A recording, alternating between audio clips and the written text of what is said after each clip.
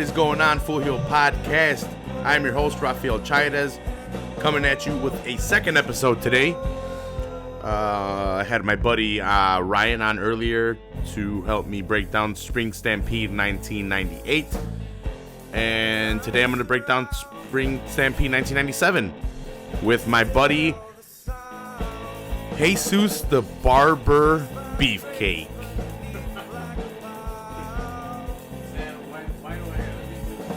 Because I told you I'm Hogan, bro. I'm Hogan. So, you got to be the barber.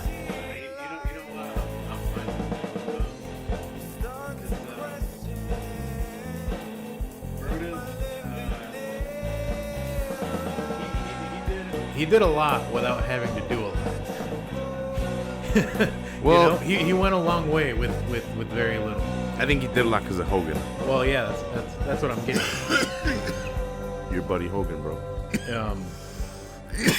Well, me, I'm kind of the Hogan of the show. As long as I'm taken care of, I want to be taken care of.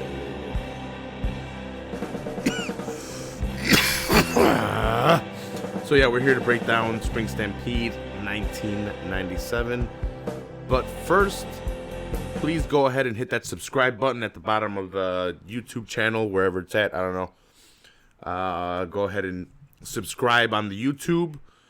For the audio, and all episodes of Full Heel Podcast are on the iTunes, on Podcast Republic for Samsung users, or Podbean for also Samsung users.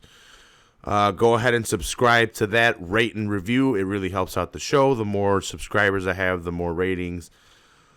It'll make it possible to one day be able to get sponsorships maybe and get money for the show. And I can make some profit off of this and get some income. And it'll be great. And I'd love it.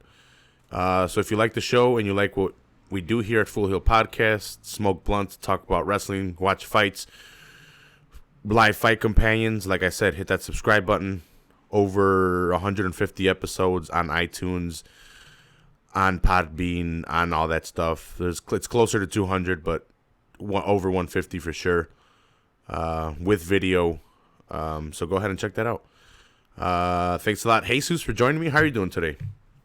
Yeah, I'm pretty good. Last time we reviewed Uncensored 97, and we're kind of going in the order. We said we were going to do Spring Stampede 97, which comes after Uncensored, and that's what we're doing. And it's good because we've done a bunch of the Halloween Havocs and Starcades for 96, 97, and 98. So it's good to divert now to ones that we haven't done for like the spring events in, what was this, April, I believe this was main event? Or pay-per-view, sorry.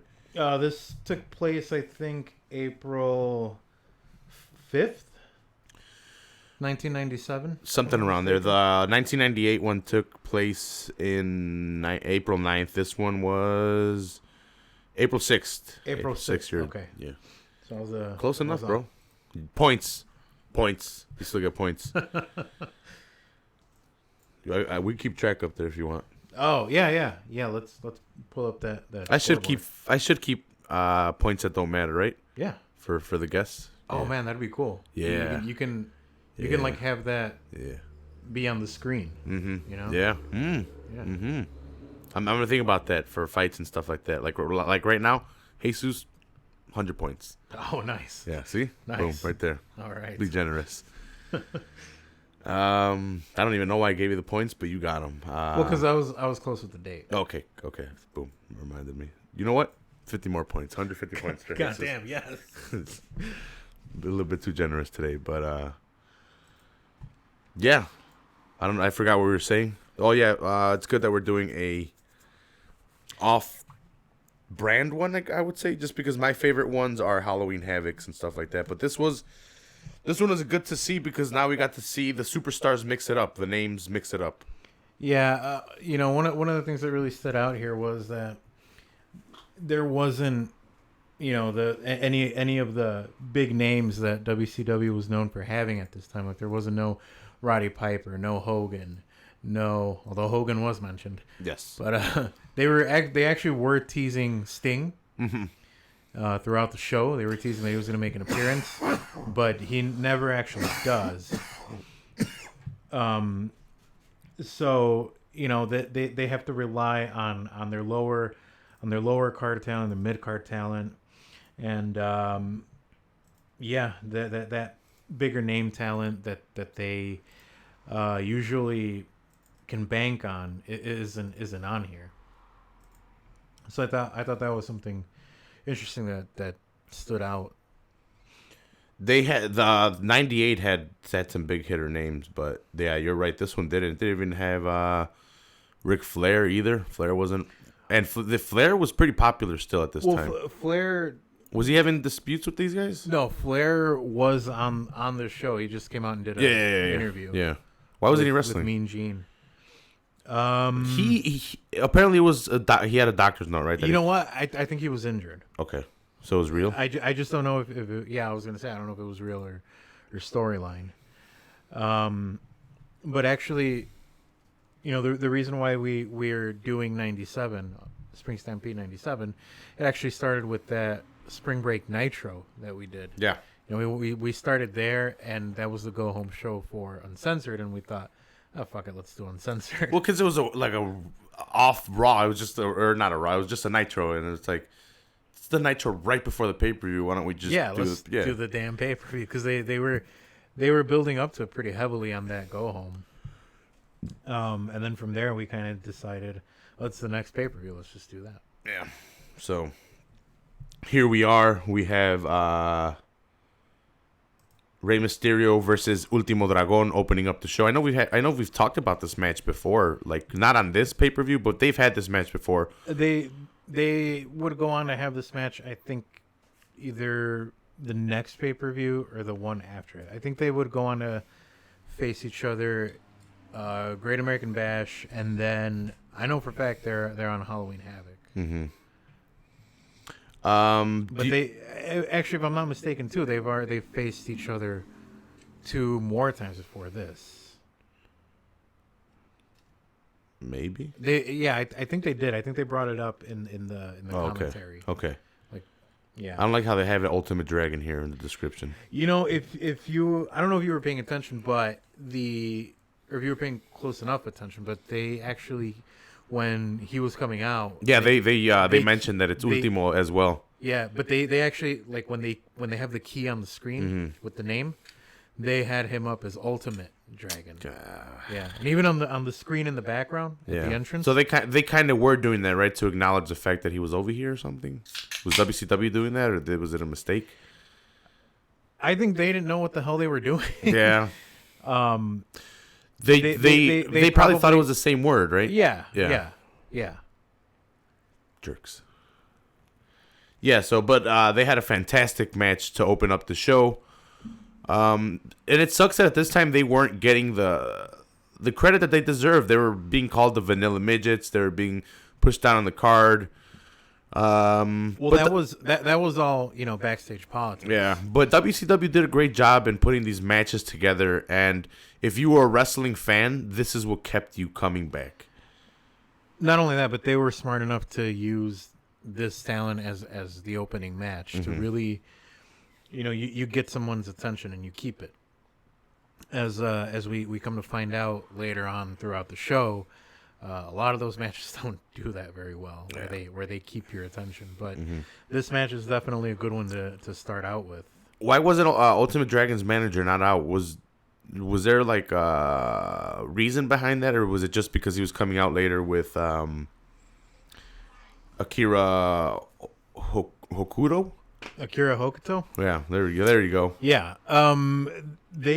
I'm not actually sure why that decision was made. They're saying the announcers sell it as he's coming out. That's why I'm asking, because the announcers were making a big deal of it, like over and over, bringing it up that he wasn't out there, that he wasn't out there, that he was going to come out later with her. Yeah, but you know what? I think it really helped in telling the story, especially early on in the match, when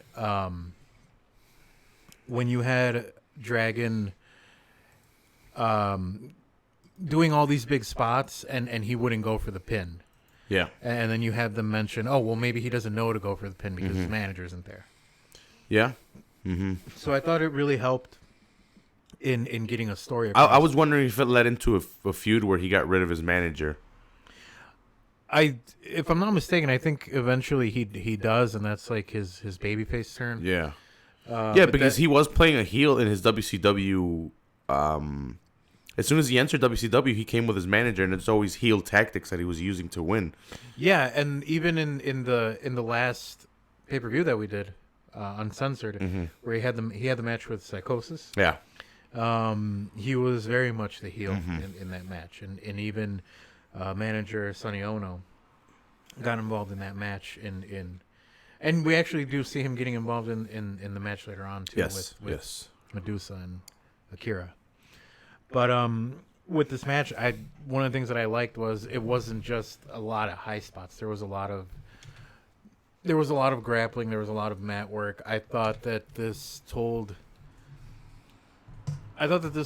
really told a story. You know, the announcers I thought were great in pointing out things like, well, Sonny Ono isn't out there, and you know, he's not going for the pin. That might be why he doesn't know to go for the pin. And there was also the story of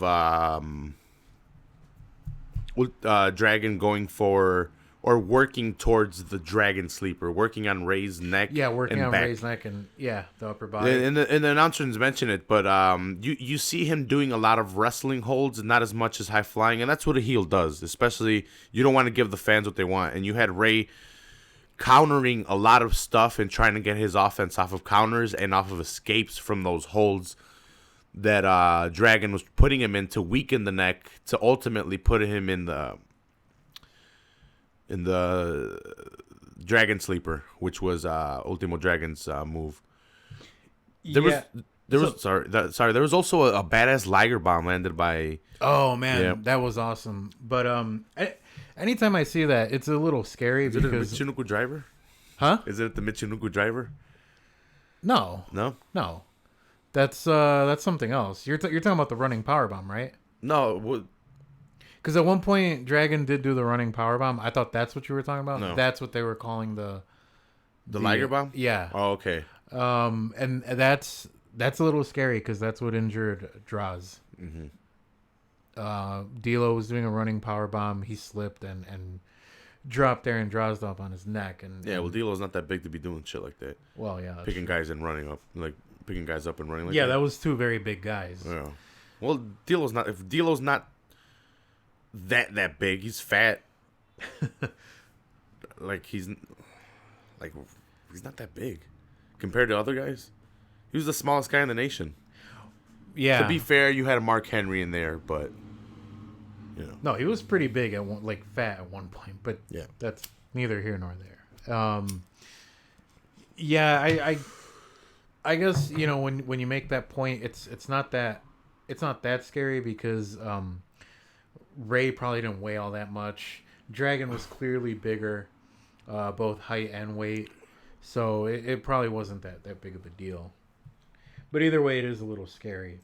At one point, Ray has like a camel clutch on Dragon, and Dragon kind of pulls the leg, Ray's leg, and pushes him into the ropes. Again, you know, he hits his neck on the ropes, and it just goes back to what you were saying. Like they're really hitting that point home of, like, you know, weaken the neck, weaken the back, and get that Dragon Sleeper on. Yeah, and we had Dragon reverting back to that, and then we had Ray getting off spurts of his offense where he'd spring off of shit and, you know, just jump off of his high flyer stuff, and a lot of countering because he's so fast at this point in his career, because he's so, like, agile and not held down by being jacked and on steroids.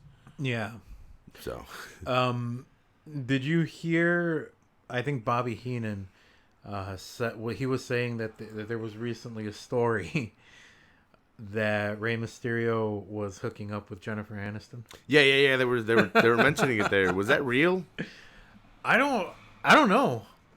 I did look it up, and there was a story in the National Enquirer, but it was in the National Enquirer, so all that's kind of made up. Mm-hmm. I can only assume it was made up. But Yeah. who knows? I mean, Ray's He's tiny, bro. yeah. I don't know if he got with Anderson, but Anderson's not like a giant lady, but she's tiny too. Yeah, but Ray had. Do you remember when they took his mask off like Mm-hmm. 2 years after this? Yes. He's got like he had like a baby face. Oh yeah, dude. It was such a like. He's like a little kid. It He really was like a little yo, kid. What's going on here? Like, how old is this guy? How long before did he put it on? He lasted a while with it off. 2 years. He lasted the rest of WCW, so he was. I don't remember what year he lost it. It might have been in 98, so he went throughout 98, 99, 2000, 2001. Because he sat out, right? His contract. Yeah, and Want to get paid. once WCW was out of business, I don't know what he was doing, but I know he came back in, I think, 2004 to WWE. Mm-hmm. And he had the mask. I think at that point he was in Mexico, just working for AAA. But I could be wrong on that, so I'm not really sure what he did post WCW, pre WWE. Yeah, me neither. Me either, as they say. Let's see. Yeah, no, I definitely grade this one of the better matches on the card. Yeah, me too. Pretty biased though. No, I definitely agree with you on that. I think this is one of the better matches of the card. I think this was one of the two best matches of the card. Mm-hmm. There was also a point where Dragon tried to go for a power bomb. He does the power bomb, picks up Ray, and then catapults him like backwards into the neck first into the ropes. Yeah. So I thought that was pretty cool too. The ending sequence was kind of exciting too and memorable. They're countering each other's pin, and then for a brief second they run against the ropes. Ray springboards into the into the Hurricanrana pin. The roll up Hurricane Rana. Mm-hmm, which is Ray's kind of it was his Hurricanrana into the pin. Yeah, and I think they called it Frankensteiner, and they're like, we got to name it something else. Probably they Or did. it was just in a different match. I've been watching a lot of WCW recently, but they were calling it the Frankensteiner at this point still, and then they were trying to find shit. They were trying to find a different name for it because I don't know, because Scott was it was probably 98. Yeah, I'm sure because he was heel, and they were like, "Why are we still calling it the Frankensteiner?" No, I'm sure Steiner didn't want to give up that name, and so it was like, "No, you don't. It's a fucking Frankensteiner." Yeah. So they were calling it. I forgot they were calling it. I think they actually did refer to it as a Hurricane Rana here. Okay. Because Mike Tenay was on commentary, and he's like, was he promoting his album? Yeah, everybody check out Bandcamp, Mike Tenay's Bandcamp. Can't believe you know the name of it. It's good shit. His album, the J-pop album that he has on there is pretty good. You get jiggy with it? I actually do. He also has a vaporwave album on there. Vaporwave. What the fuck is it? Jesus, how do I describe vaporwave? You're just making shit up now. Okay, so like you remember when you were a kid and you'd go to like a department store and they just had generic music playing over? Mm-hmm. It's kind of like that and slowed down. All right, let's move on. Let's see. So yeah, I one of my favorite matches out of the card, but like I said, maybe I'm a little biased because Rey Mysterio was one of my favorite wrestlers. So was Ultimo Dragon. I'll have to disagree with you that you're being biased because I think it's a match that very well deserves that spot of being one of the best matches on here, especially when you compare it to everything else that's on this show. Yeah. I definitely think this was a show stealer. Yeah. Next match was Akira How do you pronounce it? Kira Hokuto. Hokuto versus Medusa, or Alundra Blaze. Yeah. Formerly Alundra Blaze. Yeah, the chick that came over from WWF as champion and threw the title in the garbage. Yeah, on a Nitro. Yep. Forever putting the fear in WWF of that happening again. I forgot who they stopped from moving. Oh shit.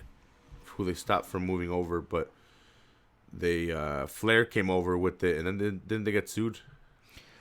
Flair brought the big gold, I think, to WWE, and he actually showed it on air. And when he showed it on air, I think WCW was quick to be like, "Hey, don't be doing that shit." So they gave Flair a tag team belt and try to pass that off as the world championship. Because if you remember the old tag team championship belts had the word "world" right in the middle of them. Yeah, in big red letters. Mm-hmm. And so they were promoting Flair as the real world champion. No, I'm good. I didn't like those belts, and and then he won it at the Royal Rumble, right? He would go on to win the WWE championship. Yes. The vacant because of Hogan. I forgot what Hogan was up to. Steroids. But he came back at the Royal Rumble or no? Steroids and racist shit. Yeah. Well, I don't know if he was publicly coming out with the racist shit at that time, but it was a different time. Probably still racist. He grew up during a different time. Mm-hmm. Yeah, but enough for them. This is Medusa. This wasn't like I'd give this match a C. It wasn't that great of a match, and it wasn't bad. Probably a B, just because if you compare it to women's wrestling today, it wasn't that off of caliber. Well, we mentioned earlier that Sonny Ono didn't come out with Ultimate Dragon. Mm-hmm. He did come out with Akira. Mm-hmm. One of the things that stood out was Medusa's natural tits. Are they natural or were they fake?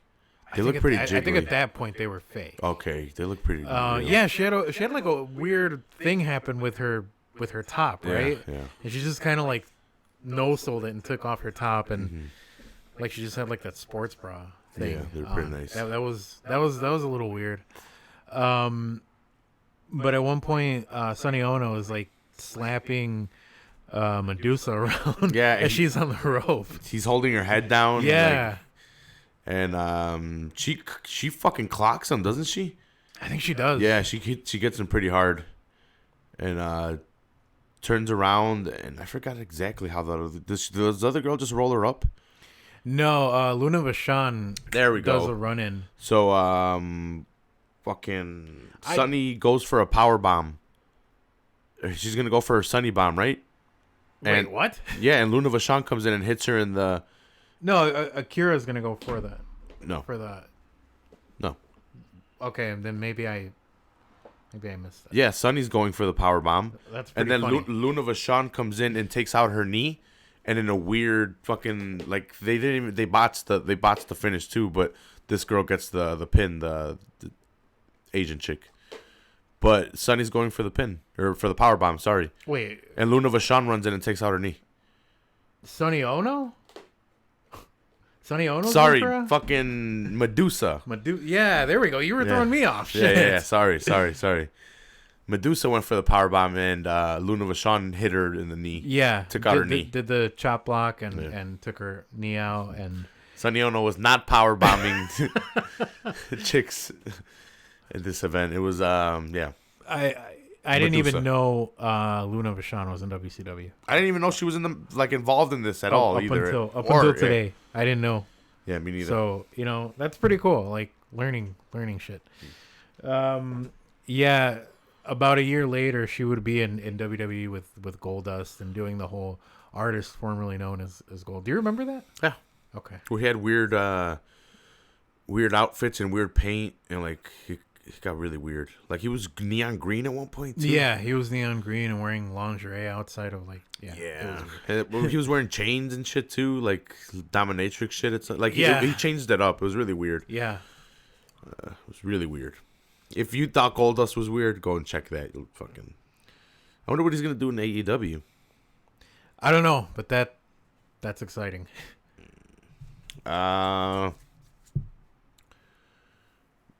Yeah. So Akira keeps her title. Yeah, Runs off. I think nothing would come of this because Luna would leave shortly, and I think Akira had to. I think she vacated the title and went back to Japan. They're calling it the women's heavyweight champion. Yeah. And I think nothing really ever came of this. You know, I will give WCW credit for at least trying to establish some kind of women's division back then. Yeah. But I think they could have done better. I think they could have, instead of doing the whole talent exchange with New Japan as far as their women's division goes, they could have actually signed some actual women's wrestlers and you know build stories kind of like how they do now. Yeah, they could have been really ahead of the game there, but you know, hindsight, I guess. Yeah, they didn't know what they had. Next match after that, third match on the card, we had Prince Iaukea taking on Lord Steven Regal for it was a television title. Yeah. What did you think about Prince Iaukea? That's the biggest he ever got. I don't think he ever got any bigger than Prince Iaukea, right? Well, he did the artist formerly known as Prince Iaukea. Yeah, but that I said biggest. All right, he wasn't bigger than Iaukea. That, you know what? That's one of my favorite gimmicks ever. It's so stupid because he's fucking Prince and his theme song is Purple Rain. It's so good. So Iaukea had a more tame style than the head shrinkers and like the barbarians, and he had more. Yeah, he was a lot tamer, but kind of he was doing in that direction. Yeah, he was doing the Islander Samoan barefoot gimmick. Mm-hmm. Even that moveset, but a lot tamer in ways of not so much of the throat fucking spikes and like the. Well, yeah, because he's half the size. Headbutts, yeah, he's half the size of the Wild Samoans and the head shrinkers, and so he's doing a little bit more high flying stuff, especially for being in those divisions. But he's doing just a lot more like I don't know, simplistic attacks and striking attacks. And what was the question? What did you actually think? Because he's very polarizing. Like, there's people who really hate on him, and there's people who really I think WCW used him exactly how he should have been used. I do agree, and I will give WCW credit for trying to build a new guy, a guy that wasn't a WWE guy, a guy that wasn't, he didn't necessarily fit into that cruiserweight division. So, placing him in there might have been a little out of place. And so they actually did something with him and gave him the TV title. I'm sorry to say, but he was a good transitionary champion. Yeah. He was a good guy to put the title on when you needed someone else. And when you needed him to take the pin for somebody else. Yeah. Yeah. And he played his role, and he never got out of it. They were never going to put it. I don't think he could have gotten out of that. Maybe tag champion with someone else, but I think with him you needed to find a specific one because his gimmick was so specific. You would have to find another Islander of sorts, or something that clicked that wasn't of an island gimmick for his partner, which would have been. I think it would have been hard to find a tag team partner for him. So, like I said, I think WCW used him exactly how he should have been used. There's comparisons that are drawn between him and at the time, just based on his look, The Rock. The Rock from Maivia? Yeah, Rocky Maivia. The similar hair, similar heritage. No charisma. Not in the wrestling, yes. In the wrestling, yes. At that time, I don't think Rocky Maivia had all that much charisma either. Yeah. But I think if you give him time on the mic, I don't think Iaukea would have gotten close anywhere. Half as good as The Rock. So you would say that those comparisons are valid, in your opinion? No. because The Rock he didn't necessarily, even though IAK had a more tame style in the Islander view, I don't think The Rock used that. He used his own thing. And we saw him carry that on even in his later stages of The Rock. He dropped a lot of moves, but he used to use the tornado DDTs and stuff like that. It was a little bit more high flying. Yeah. But it wasn't necessarily the Islander or the barbarian style that we were used to seeing out of the Samoan. Yeah. He just had the trunks with the flower pattern, and he's Samoan, and wouldn't he come out with the doing the yeah. And he had the flowers on them sometimes, but I think he kind of set himself apart a little bit. Yeah. And Iaukea, I think, leaned into it, but was a softer style because he was a cruiserweight. Did develop his own, but I think he was lacking the mouth. Yeah, at this point, he's still very green. Mm-hmm. Because The Rock would have died there. Maivia would have died there. He wouldn't have gone past Intercontinental Champion status. The thing with The Rock was his turn. His turn. That's exactly what I was going to say. IAK, I don't think has the ability to turn like that on the mic. No. To answer my own question, I don't think that those comparisons are valid. I don't. I think you just had two guys that they had a similar background in terms of their heritage, and they had similar hair, and that's it. In '98, Ikea faced Jericho in Spring Stampede for the Cruiserweight Championship, and so they did later on put him in that Cruiserweight division. Yeah. Okay. And Jericho won and put on his thing. I don't know what it's called. The skirt thing. Oh yeah. The flower print skirt thing. Jericho's like, I always wanted one of these. Yeah, it was pretty funny. Oh man. Yeah.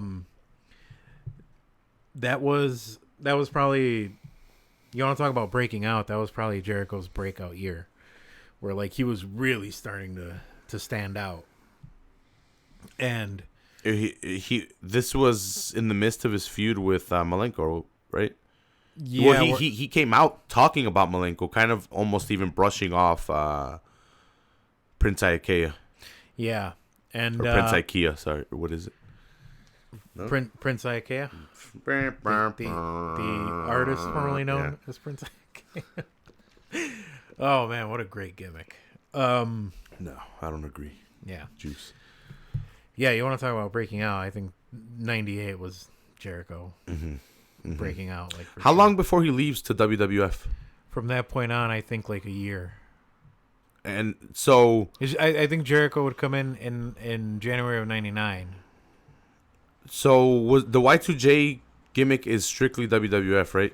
Yeah. So WWF dubbed over the Y2 Jericho or the Y2J theme on '98 WCW Jericho. Yeah, they dub his WWE music into old WCW events because his music sounds too much like Even Flow. Okay. Even Flow. Yep. Okay. Let's move on. Anything else on this match? Well, we didn't really actually cover this match. Yeah. No, I was just asking you questions on Prince Iaukea. No, I don't think the comparisons are there. Yeah.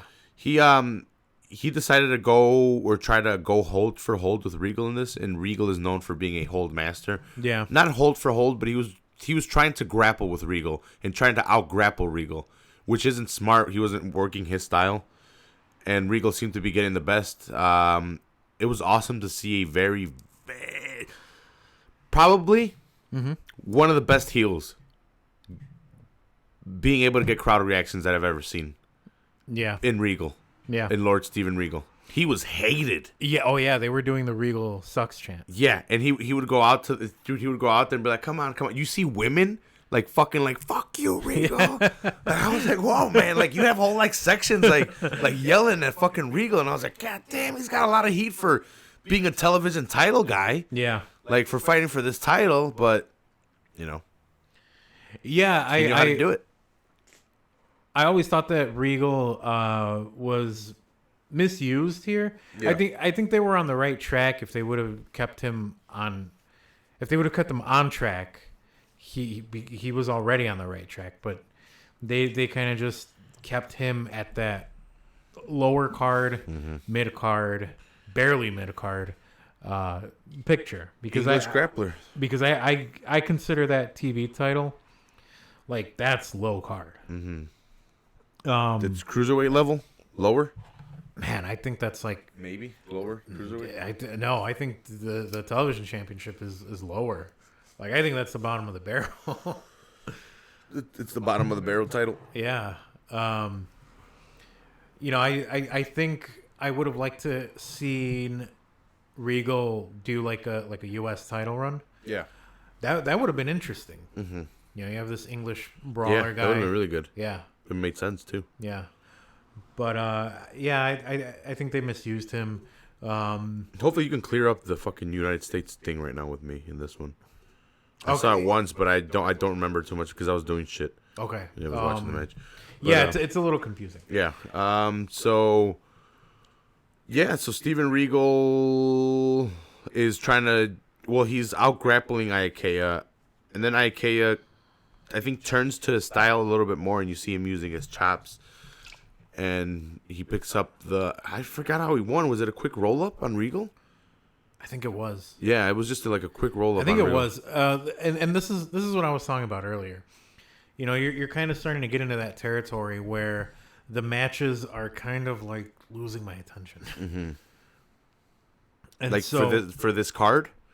Yeah, you're definitely getting in that territory, especially when you say that, like, oh, for the United States Championship thing, you're gonna have to explain it to me, like for sure. Oh, I was doing something else for that one. In 1997, when people didn't have cell phones to take out of their pockets and look at, like I don't know, I don't know what this crowd was doing to keep their attention to this. Yeah.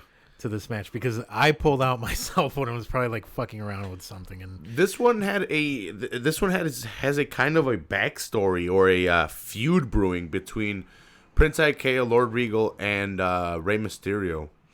Remember at Uncensored? Yeah, at Uncensored, you had Iaukea and Rey Mysterio square off for the television title. Regal comes out, right? I think fucks with the match. I think he does.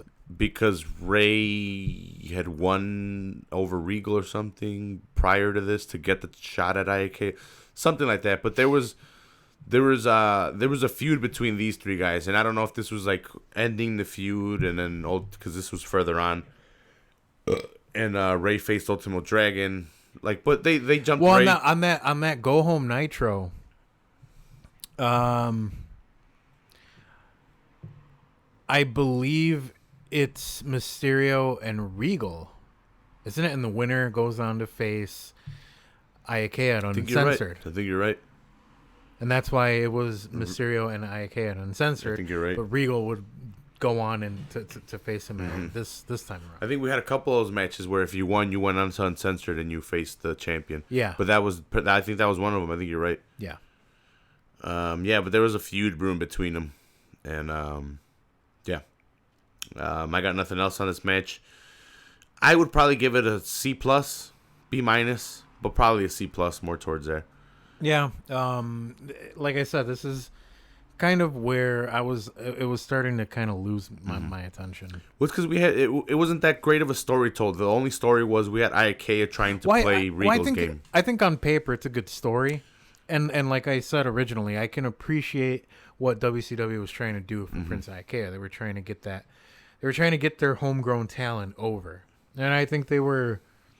I wouldn't say they were failing at it, but it was definitely a slow start. It was definitely a slow start, and it wouldn't really get off the ground. But I can appreciate what they're doing for their own homegrown talent. Mm-hmm. But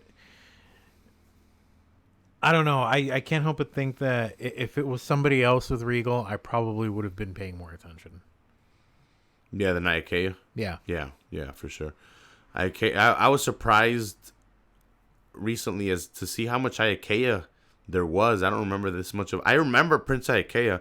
I don't remember this much of him, and with like the television title and like, well, maybe just because we did like a couple of these in a row. But like he's even facing Jericho for the Cruiserweight Championship in earlier one. So yeah, and I mean it just goes to show you like a year later they're still trying to get their homegrown talent over Jericho, baby. Let's see. Match after this we had Public Enemy, Rocco Rock, and Johnny Grunge taking on Steve McMichaels and Jeff Jarrett. I hated this match. I do not like Jeff Jarrett. Never have. I know you're somewhat of a fan of Jarrett, right? A little bit. And it's not even the tortilla thing. I just don't like him. I've never liked his... I've always found them boring. Him as the leader of the NWO was so fucking stupid. I don't know if I'm looking back at that. You know how like we look back at old times like through that nostalgia lens. I think maybe that's why I look so fondly. I've always hated him. I've never liked him. And maybe it's ever since he came into the WWF, he came in feuding against Razor Ramon, and fuck him, because I was a Razor Ramon guy. So maybe that's why. No, even his getup, like I never liked his costume. It was kind of like gayish. Yeah, it had. You know what? That doesn't even make sense. All these guys are fighting in underwear, so. Well, it had "gay for pay" written all over it. Yeah, like he had like it was like a. I don't know, like it was like a singlet with 5. Missing clothing for no reason. Yeah. Like, what are you doing? Yeah, no, I definitely see what you mean. And his gimmick was like a cowboy that played guitar. Well, his gimmick in WWE was the country singer. Mm-hmm, and he brought it over. Right? I got behind that.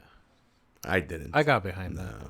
It was like, what are you, honky tonk man? It was entertaining. What are you, honky tonk man? But in WCW, it didn't really make any sense because like they weren't billing him as a country singer. He's just a guy in a weird wrestling attire. Mm-hmm. JEFF JARRETT. Yeah, that's it. You got it, baby. Yeah, and he left the roadie in WWF when he went over to WCW. So and like the roadie joined Honky Tonk Man, right? And then no, you had Billy Gunn as Rockabilly with the Honky Tonk Man. Okay, and then the roadie convinced Billy, and then Billy attacked Honky Tonk Man. Yeah, and they became the New Age Outlaws. Yeah. But, you didn't know? But yeah, I can definitely see why you weren't behind Jarrett. Yeah. Not to mention he threw tortillas at a Mexican crowd. Well, that's just him getting heat, bro. Yeah, I guess. I'll forgive him. Again, I don't like this match. I never liked Steve McMichael. I know he was a bear. Doesn't matter to me. I don't know why he had Deborah with him. Brock's fucking her now, so who cares? Right? That's Brock's wife, right? No, Sable's Brock's wife. Okay. Who's Deborah's wife? Husband. I don't know. I know. I think she was married to Stone Cold. That's what it is. It's Stone Cold. But I don't think they're married anymore. I think she is. I actually don't like Public Enemy. I don't like Public Enemy either. I don't. You know who else doesn't like Public Enemy? Oh, the APA. Yeah. There's that. Actually, you're right. She's divorced to Austin. Oh, okay. In 03, they divorced. They were married 3 years. Okay. Yeah, I don't understand what the appeal of Public Enemy was. Me neither. It was in ECW. That's where they got famous. for some reason they were over as shit in ECW, and somebody please explain to me the appeal. Like, why were they so over? Because I don't see it. I don't know either, dude. They're two fat guys with weird shirts and like funny, like their gimmicks didn't even fit. It's like, what are you guys doing? Like they had. I get what their gimmicks were, but like they seemed out of place. They were like trying to be hip hop guys. Yeah, but it seemed like there were two cops trying to be drug dealers. Yeah. It was like, hey, we know what's going on here, guys. Come on. Yeah, they were like trying to be hip hop guys, Yeah. and Not working. They came out with a table, and Yeah. I don't get it. Never liked them. I don't understand it. For some reason, they were over in ECW. My theory is that it's like, and I've said it here before. It's like the No Way Jose and Adam Rose. No Way Jose, bro. It's like the No Way Jose and Adam Rose gimmicks. They're over in that small arena in NXT, but you bring them up and it just doesn't work. That's my theory. Yeah, exactly. Well, it's exactly what happened here, and what's happened with No Way Jose. Here, they, I think they were trying to get them over in WCW still, but it didn't work. You had the NWO. You had so much good tag team action. Why put them over? I think they were trying to bank on the fact that they had a really solid fan base. But at the same time, I think that if you were in WCW, it doesn't matter who you were, you had a following. Yeah. Because it was that same fan base that followed ECW. Mm-hmm. And I think they were trying to get that to translate over, but there was no way. Man, but to be fair, you had so much good talent in the tag team divisions that was not that's a jobber tag team. I don't come at me, ECW fans. Come at me.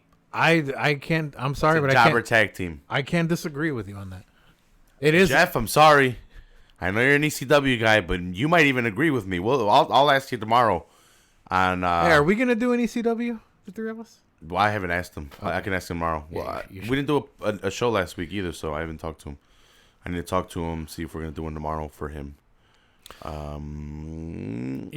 I need to ask him. Definitely ask him like what's the appeal. Yeah. Yeah. Well, damn, I don't have a pencil. What was it? Gumble and Gumble? Gumble to Gumble, yeah. Yeah.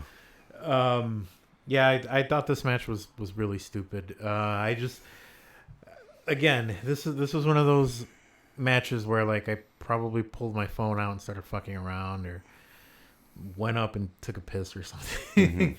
Yeah, no one's gonna blame you. I wouldn't blame you. I just remember seeing Rocco Rock. I think it was Rocco Rock. He went through a table. They did go around a lot, but I think there was some brawling, and you actually had it on when I got here. Yeah, so WCW liked doing this. Whenever they brought over ECW talent that they acquired that was well known, they liked putting them in almost nothing but hardcore matches. And they wouldn't name it that. They would just say No Rules match or Raven's Nest match or whatever they want to call it. But this was a No Rules match for some reason, and it's not even stated as a No Rules match. Yeah, I think the announcers said that it was supposed to take place at Uncensored, but you actually had Harlem Heat just beat the shit after on the Nitro, right? On the Nitro and at Uncensored. Yeah, they didn't even have the match. Yeah, but yeah, there was a lot of brawling. They went up to the entrance where the wrestlers come out. Mm-hmm. They were brawling there. Because at this time, every month WCW would have like these really elaborate entrances, and so here they had like stuffed cows and wagons and shit. It was like a southwestern theme. Oh yeah. And so they're like throwing each other into that. More of a Western thing, because Southwestern would be Mexican, wouldn't it?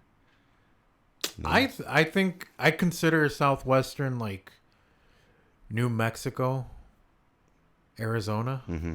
The Mexico Central. That's Central South. America. South America? What the hell's Brazil? Hell? No, that's still South America. It's all one continent, isn't it? No, it's Canada and USA. The United North States. America. That's North America. It's North America, brother. Mexico, Guatemala, Panama are Central America. Central America is not a continent. And then you have South America. It's all South America. No. Yeah. Then, there's 7 continents. I think Mexico's considered part of North America then. I'm gonna look this up. Yeah. Why would you leave the fucking hook out? What? You have all the fucking Brazil and that whole country, South America. Why would you leave the little hook of Mexico out of North America, huh, bitch? They ain't doing that. Look it up. I mean, you're probably right, but Put your predator on the line. no, I'm not doing that. Jesus has a predator here. Yeah. He went to Target before this. You guys want to check him out? Let's just see him. It's pretty cool. That is pretty cool. I Bitch! haven't bought any predators. Look at this. What? Let me see the map. Let me see this map. Let me see this Fugazi map. What? Mexico, South America. Look at the big map. Why is Mexico part of olive green, but South America's light green? Oh. Get your fucking map straight, all right, asshole? Hold on. Oh shit! Yeah, you're right. Yeah. Wait, where the hell's Florida and all this? Oh, Don't bring fucking Florida in this shit, all right? God damn it! Yeah, you're right. You were showing me contradicting maps.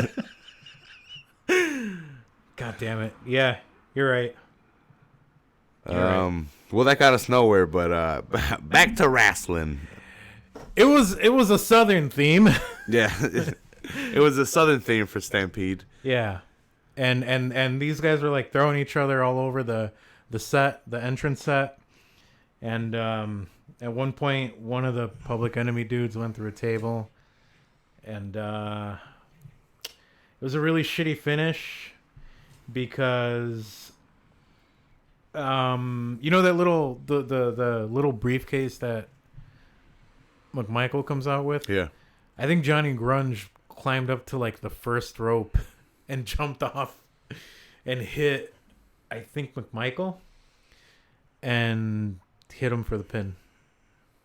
Yeah. So it was a really shitty finish. It was really, I was kind of shocked that Public Enemy won, but they were getting a push. Being ECW guys and having fans from there. Yeah. Can we move on? Please. I hated this match.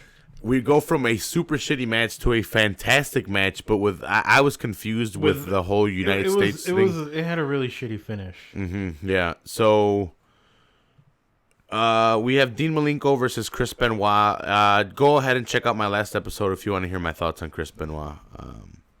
I don't know what to think. I'm very, very torn between that because there's cases now of CTE and you have a lot of domestic violence cases in MMA and they're still letting them fight and still promoting them, knowing these guys are going through shit.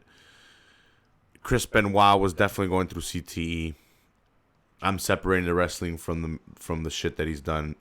I'm sorry if you don't agree with that, but this was a match on the card and he's a fantastic wrestler. It sucks that he gave us such gems, but it sucks that what he did because it puts people in a troublesome spot of talking about it. But we're gonna talk about it. I think in the future he'll probably get in that Hall of Fame. He'll get the recognition that he once would have gotten had he not done what he did. But I think you just need to I think we can all agree with CTE. Yeah, I don't disagree. And if what we're starting to find out about mental diseases and depression and brain chemistry, his brain chemistry was super fucked up. Yeah, he was fucked up. He was like writing letters to Eddie. And Eddie was dead. Eddie was already dead, yeah. He needed help, and to be honest, I don't believe even to this day there's proper knowledge of knowing how to help. We still don't know the extent of CTE. We don't know how to stop depression, and if anyone is depressed, please reach out. There's a phone number. I don't know it. I didn't know we were going to talk about this, but there's a phone number. Please reach out. Even reach out here. Send me a message leave me a message on the fucking video. DM me in the group. I don't know. We could talk about wrestling, something to get your mind off of depression or whatever. I don't know how to deal with it. I don't know how it feels, but we could definitely talk about wrestling or something, fighting, something to get your mind off of it. But definitely reach out to somebody if you're feeling depressed. But yeah, don't suffer in silence. but what Benoit did is not forgivable for sure. But he was an incredible wrestler. He gave us some of the best matches ever, and him versus Dean Malenko versus one of the best submission artists / just not just wrestlers, but he was more of a submission base, and I think he did that on purpose just because we needed that. We needed a Dean Malenko. We needed some guy that was going to focus more on the basics of wrestling when we had a lot of luchadors. Oh, yeah. We had a lot of high flying. He wasn't called the man of 1,000 holds for nothing. And his dad, being a legend, he comes from a family of great wrestlers. Yeah. And he played a great role, and I don't think he gets the credit that he deserves. I really don't. Is he in the Hall of Fame? He's definitely in the Hall of Fame. Malenko? Yeah. He's not in the Hall of Fame. What? No. He was working as a producer. Yeah. And they let him go recently. Yeah, he's going to AEW. That's what I'm saying. He doesn't get the credit he deserves, and maybe he wasn't a good producer or whatever. But why isn't he in the Performance Center? Maybe he doesn't want to be. He should have been in the Performance Center. Maybe he doesn't want to be. But yeah, there's also that. Like, maybe he doesn't want to be training. Want a Fanta? But I do think at some point we're going to see Benoit getting some recognition, but we have to get very far removed from what he did, and we're past that 10-year mark. The only thing I do is not like try to go out of my way to promote Benoit. Yeah, and that's just because of what he did. I'm not refrained from talking about his matches if they come up. I will talk about them if you guys want to talk about them. If we watch them and they come up, I'm not going to skip it. But I'm not going to go out there and put up highlight videos and say why I think he's the greatest. I'm not going to go out and post single posts on him just because of the stuff he did. And it sucks, but that's just how I feel. If you guys want to talk about it, go ahead and post in the group. And I will talk about it and I will, I'll comment. I'm not going to avoid it. But I'm not going to actively go out and post it, and that's just how I feel. No, yeah, I agree with that. But and I'll just say this. Yeah, what he did, he absolutely was responsible for what he did. Yeah. But you also have somebody like Jimmy Snuka in the Hall of Fame. I'm not trying to say that Benoit should be in the Hall of Fame. I'm just saying, like, they haven't distanced themselves from Jimmy Snuka, who, murdered someone. Yeah.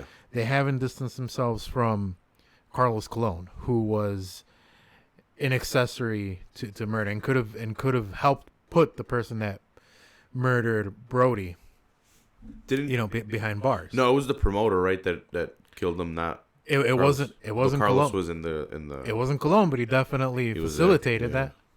Yeah. So if you have those two people in your Hall of Fame, I'm not saying that. Again, I'm not saying Benoit should be in the Hall of Fame, but I am saying, like, there should be some acknowledgement. Yeah. And I think as time goes on, there probably will be. Mm-hmm. They should definitely figure out a way to put him in, acknowledge what he's done, and also acknowledge, like, look, what he did was wrong, but CT is real, and now we know to more of an extent what it is. And you have no control over you is what we're seeing. It's like your brain takes over. And I think there is a way to put him in, and you don't have that fanfare that your usual inductee would get. You just put him in quietly. You don't even promote it. You do a little something on the website and say, hey, put look, him in second, third, or you don't even have to show it. Just put him in. No, yeah, you could just definitely have to probably talk. You could just do it. You could just do it on the website and say, hey, look, a part of the this year's class is Chris Benoit, and this is why. And it's definitely gonna take a couple of years. It's not gonna be anytime soon, but I do think they'll do something like that. But from this point, I think it would be 2 years before these two guys were two of four that would defect over to WWE as the Radicals, Dean Malenko and Chris Benoit. Wait, sorry. Yeah, that would you say that they're the ones that go over? They're As the two. Radicals? They're two of the four. Yeah. That Saturn and who else go? Saturn and Eddie would have There been we the go. other two. There we go. But this is 2 years before that, and these are two guys that are putting on some really high caliber matches here. And Benoit would eventually get some recognition in WCW because they would put the belt on him. Yeah, towards the end of WCW, they definitely But they were definitely doing that as a measure to keep him from leaving. Mm-hmm. And They knew what they had towards the end, I don't think it's so much that they knew that what they had, money wise. but I think they just didn't want the other guy to have him. They were switching it over between Booker and him, like towards the end. I think Brett was also in that because I think they had a really excellent match for Was it the Jarrett? for the vacant title, Okay, I don't remember that. and I think that's when Chris won it on a Nitro. Jarrett was champion for a while too, right? Yeah, around that era. Yeah, that's that era. No, incredible match between these two. I definitely check it out. Yeah, so the finish of the match is just really confusing. Arn comes in, doesn't he? Arn Anderson comes in. Beats the shit out of both of them. Yeah, So they're saying there's some kind of horseman shenanigans. Yeah, so Benoit was a horseman, wasn't he? I don't know if he was at this point. Yes, he was because his ring attire had the 4H on the side. Yeah. So he was one of the horsemen. And Malenko wasn't, but I don't think Malenko was one of the horsemen. No. But they came out and attacked both of them, and at the end they wound up being friends. Yeah, so Arn comes out, and then you have fucking 3 foot tall Kevin Sullivan come out, and dude, we saw earlier he whacked the shit. Yeah, with the kendo stick. Yeah, he whacked the shit out of Chris Benoit. Yeah, I think that might have been a little aggression. Well, yeah, because at this time Might have been a little real. Yeah, at this time you had Kevin Sullivan's real life wife, Woman? woman. I forget what her Nancy. Yeah. She was WCW. What was up with that? Yeah, Woman? they so okay. No name. But no, she was in the Dungeon of Doom, right, or something like that. Or Yeah. the Legion of Doom. Sorry. No, Dungeon of Doom. Dungeon of Doom. Yeah, Dungeon. Yeah. DOD. Yeah. Yeah, and so they What? Where am I? There's no Hulkamaniacs here. Sorry, continue. they decided to do this storyline where she would get she would be seen with Chris and this whole storyline, and it actually turned out real. Yeah. Chris started banging her. Yeah. They had a kid together. Yeah, and Yeah. well, we all know how that ended. Yeah, we won't go anymore. Yeah, well. Sorry. Anyway. Yeah. Check out the match. But yeah, it was weird because It was for the US title, but it was a stupid finish. They throw the title on an unconscious Eddie, and they're dragging him why? off or something. What was that? What I about? have no idea what that was about. Yeah, and It Eddie, was such a confusing finish. It was so bad. yeah, I didn't get it. I don't know what the hell was going on. I was so confused. I only saw it once. I usually go back and watch them twice because I'll miss. Because like sometimes I'll be cleaning when I'm watching these the first time around, so I'll watch it a second time around to catch what I missed. Yeah, Like I'm usually doing something here or there. Like yeah. You have Arn Anderson out here, Kevin Sullivan out here, Eddie Guerrero's out there. He gets knocked out. They put the title on him. They drag him out. I don't know what the fuck is going on. I don't know if you noticed, but Chris Benoit's hand was bleeding. yeah, I think I noticed that. And I don't know if you heard right before Mean Gene interviewed Ric Flair, he was saying, "Oh, you got to call the hotline." There was a a car accident involving WCW superstars.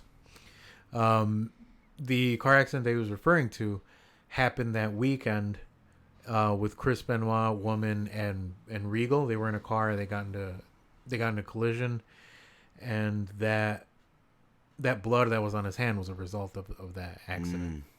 Very interesting. Yeah. So just a little tidbit there. Yeah. Yeah, like 90% of this match is good, but the finish it's too much fuckery. Drops it down to a B-. Yeah. Just because it's so confusing at the end and there's fuckery. But you got two really solid workers here who put on a really good match for the majority of the match. Titles will just get stolen at some points here. Yeah. Like the one I was doing with Raven had stolen the United States title from DDP, and DDP was defending it, but he didn't come out with it because it was stolen. Yeah, I don't know what it was with stealing titles here. WWE never did that. No, NWO did it a bunch. Yeah, they stole the WCW titles at some point. Yeah, but I don't know what the deal with that was. The tag title, sorry, be more specific. Go back and check out this match and skip the finish. It ended a no contest because of that. Yeah, because of the whole Arn Anderson thing. All the run-ins and stuff. It was super long too, but it was not super long in terms of it dragged because it was such a good match. But they got probably the longest match of the night. No, the Four Corners match did. This one got close to the second long. Yeah, close to the longest match. But check it out. Next match after that, we had Big Sexy Kevin Nash with Six X-Pac, 6-Pac, 1, 2, 3 Kid, Sean Waltman. Kevin Nash. Dynamite Kid? No, right? No, that wasn't him. That was what was he? The Lightning Kid. The Lightning Kid. There we go. And then with Ted DiBiase as well. Billionaire Ted. Yeah. Taking on Rick Steiner. So the storyline behind this was Kevin Nash and Scott Hall were supposed to face the Steiner brothers and defend the titles, but Scott Hall had no-showed the event. Yeah, so if you remember the no-show? I think it was. Like Scott Hall was drunk, right? Like Scott Hall was having some really bad issues with his addictions at this time. I don't know if you remember, they were building up that whole feud between the Steiners and the Outsiders. Mm-hmm. They were referring to it on that Nitro that we saw. Fuck Public Enemy. We had badass tag teams. And then in Uncensored, you saw they had that you want to talk about auto collisions? They had that taped sequence where the Outsiders were ramming the car that the Steiners were in. Yeah, so they were building this up for quite some time. Yeah, and in this one I can't believe they did not deliver. Well, you have to keep stretching it out when you have Scott Hall fucking getting wasted and not showing up. So you have to drag it out. There was a lot they could have done. They could have had somebody fill in. But that apparently that the CEO or whatever said that Nash had to defend it 2-on-1. That was the storyline going into this. That Nash was going to defend it 2-on-1. Orders of the CEO. And they cut early on. We forgot to mention, but they cut back to the Kevin Nash scene in the locker. Yeah, so room. they open up the pay-per-view with them saying Kevin Nash has an announcement, and what or some demands that he wants to make for the match. And it turns out the demands that he wants to make are that he wants the NWO referee Nick Patrick to be the referee for the match. Mm-hmm. Because Nick Patrick. Yeah, because he knows he's gonna go into a 2-on-1 situation. Yeah. But Scott Steiner, goes to try to attack Nash. Well, Nash spit at him. Yeah, that's right. Nash spit at him. Yeah. Yeah, and he gets angry. He tries to attack him, and all these motherfuckers just tackle down Steiner. They mace him. And they maced him and arrested him. Dude, and he's yelling like he's getting raped. Yeah.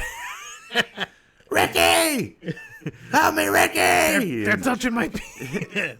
And Rick's he's like Rick, and they got Rick against the wall too, so Yeah. he's getting taken care of, and he's just yelling uncontrollably, kind of funny. Yeah. And he's like in these weird white booty shorts. Yeah. It's pretty funny actually. Yeah. So they let Rick go because he really wasn't fighting or anything. He didn't hit anyone. Yeah, they claim that they arrested Scott Steiner because he hit a cop, which I would believe. Yeah. So that's how they justify Scott Hall being a drunk and missing the show. Yeah, they write out one of the Steiners so that it's 1-on-1, but they're defending the tag titles. Yeah. Whatever. Yeah. I think you could have done more with this. You could have probably had 6 take Hall's place and have an actual tag team match, and then in the case that like Six didn't have a match that whole night. Yeah. 6 was around. Yeah, so under the circumstances that Hall is just unreliable and he's dealing with his issues, they should have just taken the belts off of them. Yeah. Yeah, agreed. But these guys had so much power, there was just no stopping them, bro. Yeah. Yeah, and there was actually a lot of political turmoil backstage between Nash and I think the booker Kevin Sullivan, 3 foot tall Kevin Sullivan. He's built like a brick shit house, though. Look how how fucking wide he is. Yeah, but he's 3 feet tall. Yeah. He'll still kick your ass, bro. I'm sure he will. His acting was horrible in the Legion of Doom. Dungeon of Doom. Yeah. Yeah, it was. Yeah. So pretty much, Nash beats the shit out of Rick Steiner the whole match. Yeah. They start the match. It's a very aggressive Kevin Nash coming in and just beating the shit out of Rick. They take for fucking ever to remove the cover on the turnbuckle. Mm-hmm. And when they finally do, Nash has his heyday. Nash just kind of tossing Rick headfirst into that uncovered turnbuckle. And Nash is just kind of going nuts here. Yeah. I got nothing much more to say on that match. You kind of just covered the bases. Yeah, this match could have been a lot better. Like I said, it's weird because Scott threw the whole fucking wrench into the whole thing. They could have audibled it a lot better than like, hey, let's just make it a singles match for the tag titles. I think that was very much mishandled. I don't know what the hell they were thinking. Mm-hmm. I don't know why they would book that like that. But they should have just had 6 come in, and you have Kevin Nash at almost 7 feet tall. You have Rick and Scott at probably a combined weight of like 900 pounds. I'm exaggerating, of course. And then you have 6 who weighs like 160 pounds. So he could have taken the pin, or he could have been the weak link in that match. Yeah. That caused Hall or Nash and 6 to lose the belts, and get the belts off of them. It's not like Hall's there anyway. And you're making good use. You're keeping your tag division legitimate. Mm-hmm. Yeah, but they kind of just on this one. Yeah, totally. Yeah. Nash wins this, and he by himself is the tag team. Mm-hmm. Is the he has both belts. I don't know how to say it. And they beat up Rick. Yeah. Next match after that was a 4 corners match. So the 4 corners match was for a number 1 contendership for Hogan's championship. Hogan was champion. He didn't have a match here. He was partying with Rod the Bod. Yeah, Rodzilla. With Rod the Bod. They just released a movie or something. So yeah, Double Team starring Dennis Rodman and Jean-Claude Van Damme. Yeah.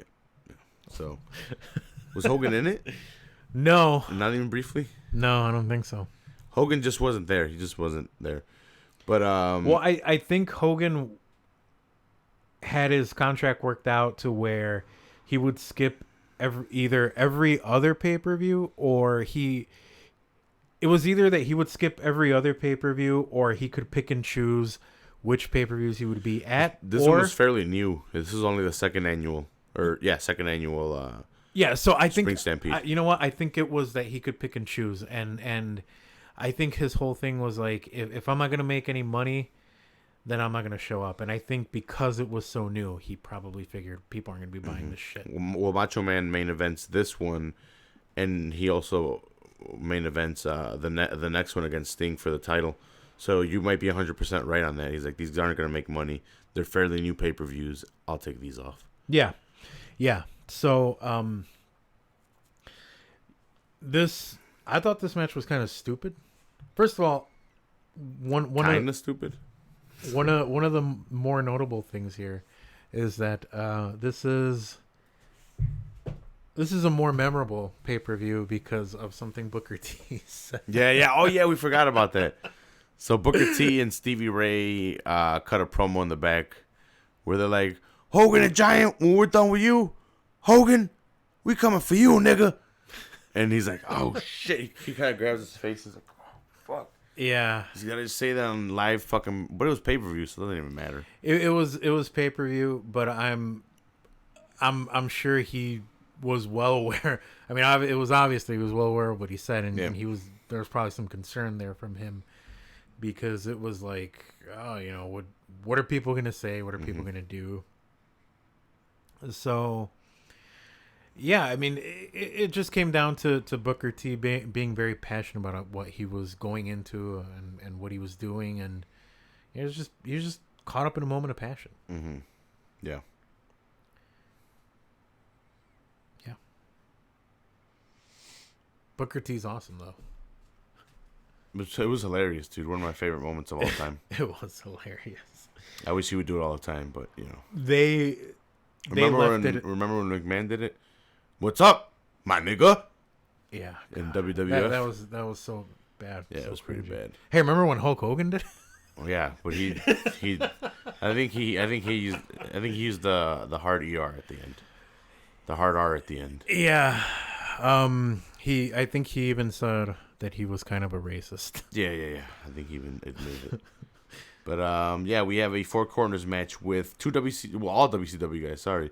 We have the Giant and Lex Luger and Stevie Ray and Booker T. It almost seems like a tag match. I'm kind of confusing it. Yeah, so I'm not really sure what they were going for. I don't know if it was supposed to be all four guys in the ring at once, or if it's one of those things where like you have two guys but you can tag whoever you want in, which I think that's kind of what it seemed like. Yeah, it was two guys and then whoever was tagged in was tagged in.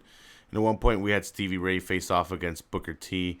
Kind of smacked each other in the chest, pushed each other a little bit. Nothing much. One should have just pinned the other. Yeah, exactly. One should have just given the chance to the other. Yeah. Which is kind of what, we'll just kind of skip forward to it. I don't know how much I got to say on this match. This match was really boring. Yeah. But the Giant kind of gives leeway to Lex Luger to let him sink in the torture rack and get the win. Yeah, and so move on. Throughout the match...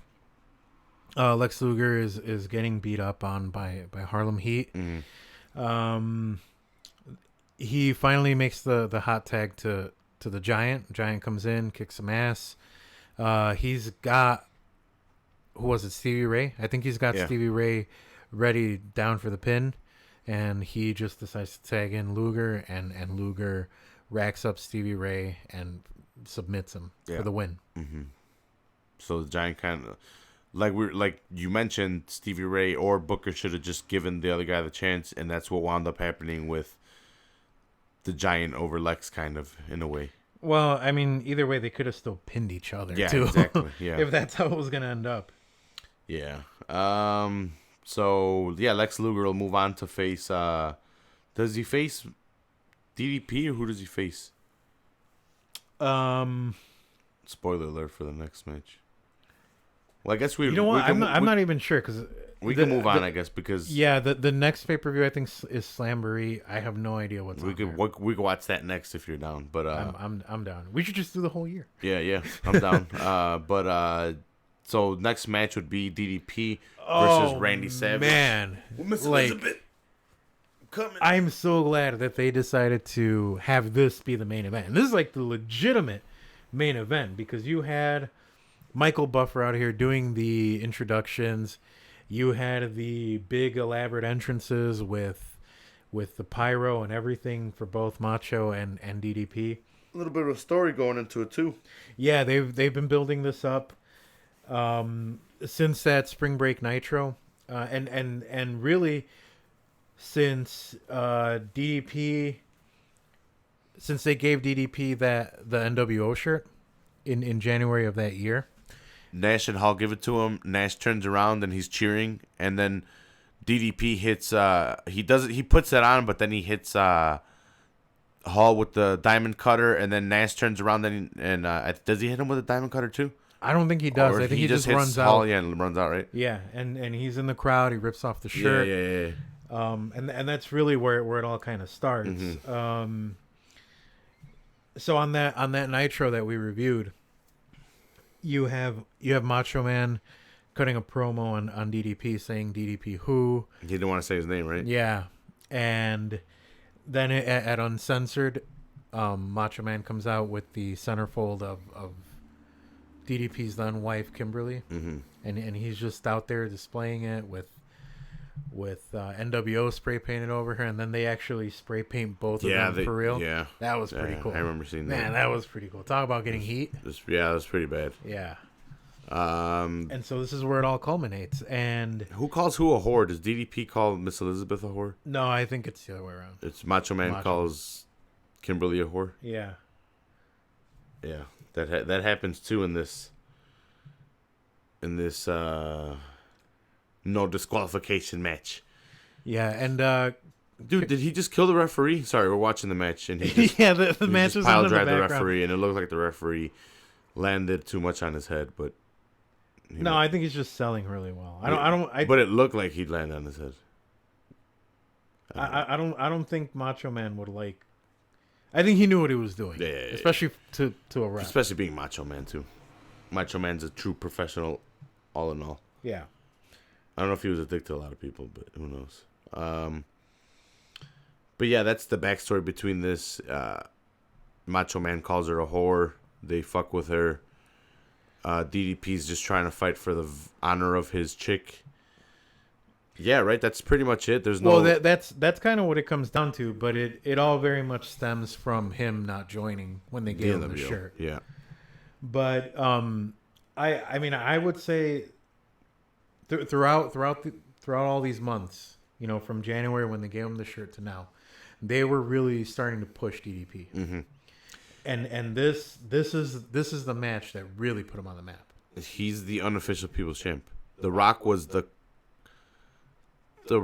the self-proclaimed People's Champ, but I would say DDP was the People's Champ. Well, he's WCW's People's Champ. How about that? Yeah. How about that? Yeah.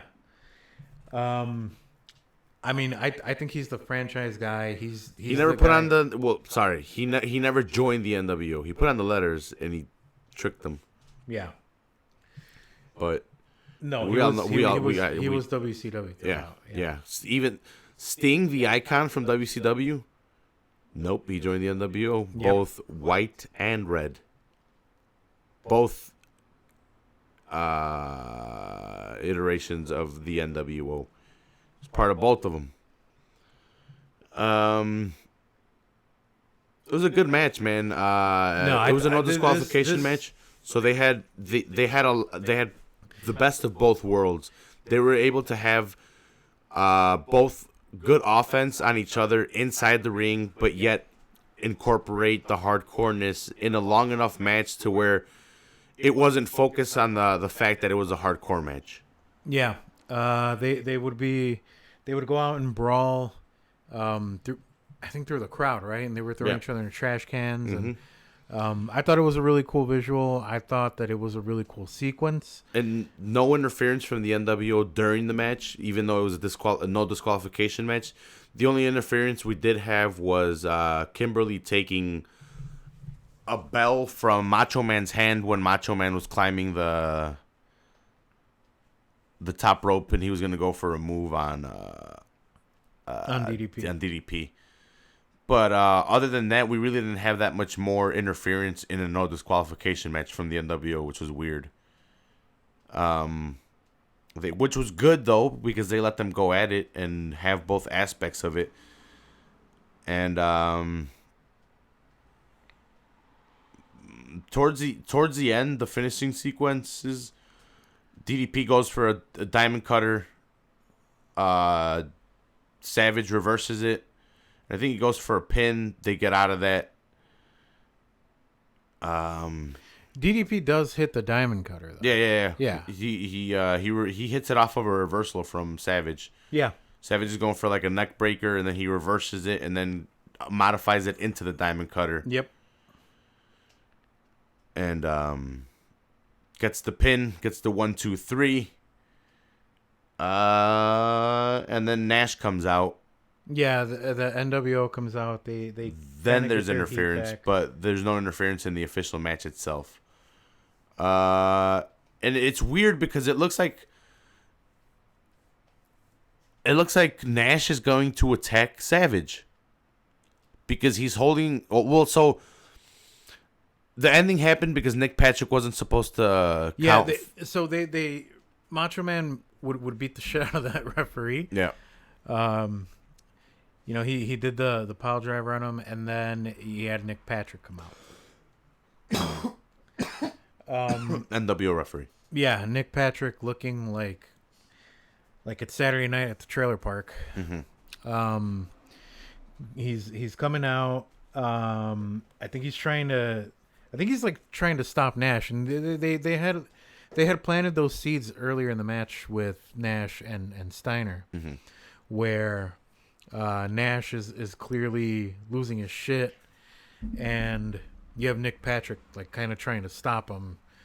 And I guess here at this point, he power bombs Nick Patrick for counting for DDP and giving the victory to DDP. Yeah, he wasn't supposed to do that. Yeah, and so that happens, and he has him by the neck, and he seems to stand Macho Man up too, like almost like he's gonna double power or double choke slam them, but he lets Macho Man go and then power bombs Nick Patrick. Yeah. And then from there,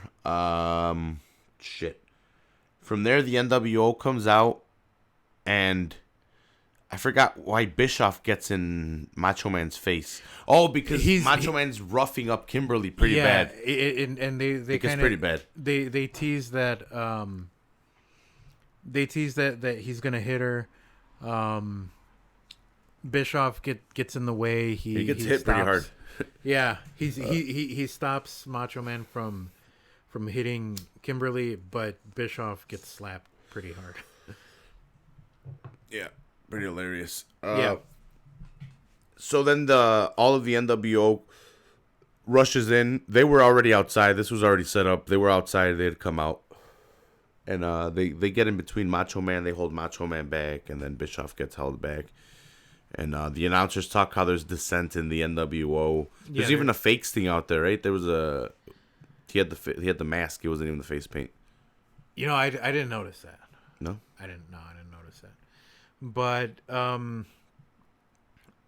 yeah, like I said earlier on, they had really teased that Sting was gonna make an appearance, but he didn't.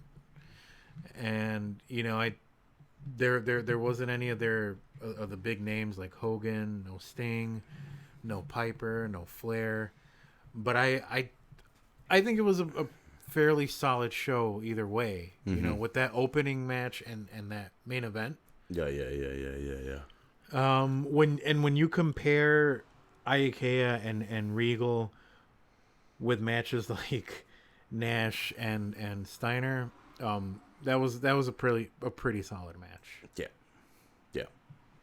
Agreed very much so. I got nothing else, Juice. Yeah, no, that was Spring Stampede 1997. Yep. I'm down to do the next pay-per-view, which was Slamboree. I don't think we've done a Slamboree, or I've done a Slamboree, so this should be good. I want to thank you for joining me today and helping me record this. Yeah, thanks for having me, man. Yeah. I know we said we were going to do it, and here it is. Yeah. We delivered. Yeah, we delivered. Like always. Thanks a lot to everyone that's been listening lately and downloading the podcast. Don't let up. Keep doing it. Keep going. It really helps out the show. Please subscribe. Hit that subscribe button wherever site it's on.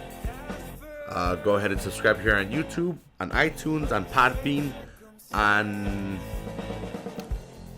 Podcast Republic.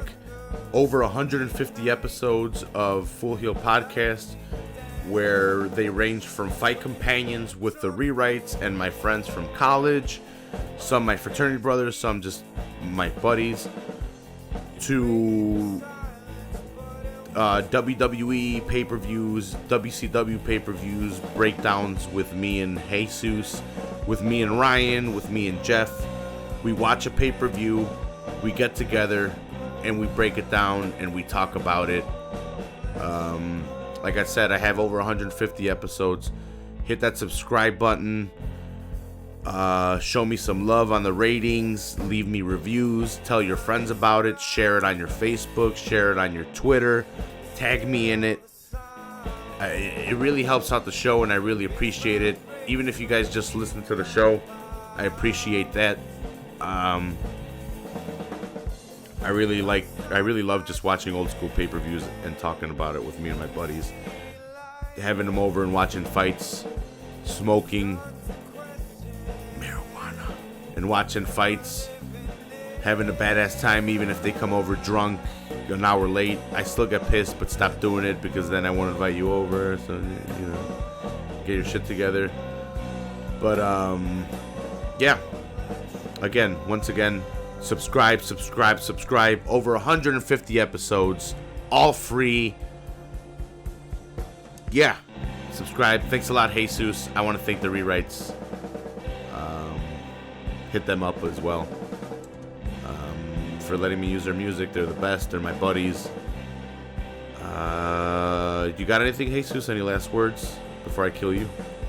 Balls. Balls? All right. That's what I'm putting in your mouth when you're dead. All right. We'll see you guys next time on the Full Heel Podcast. Thanks a lot, Juice. Peace.